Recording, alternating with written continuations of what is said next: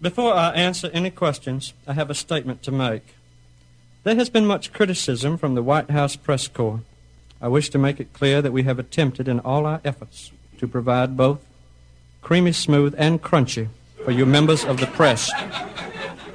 However, the television camera crews have been taking more than their share of the creamy smooth, thus leaving you more discerning members of the newspapers to make do with an overage of crunchy.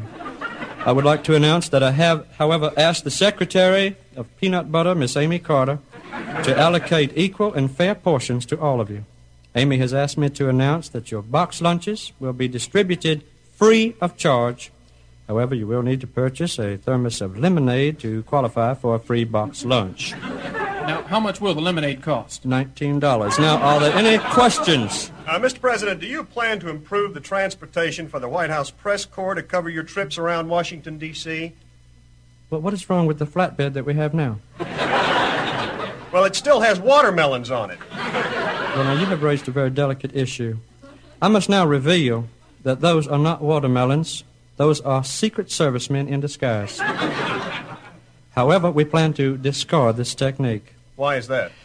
Well, because the Secret Servicemen are complaining about being thumped and plugged. Mr. President, don't you think that the criticism is valid that you are showing favoritism to the South? I believe I know what you are referring to. Yes, some people were a little bit upset when we moved the Washington Monument to Atlanta. And, of course, we knew there would be some opposition when we changed the words to, "Oh, say, can y'all see?" I think it is only fair for me to point out, however, that we did give New Jersey the boll weevil, that we did use every single aircraft in the Strategic Air Command to resupply Minnesota with knee-high orange.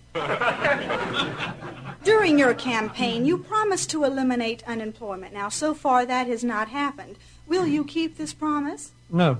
Wait, don't you feel you must keep your promise? I usually do.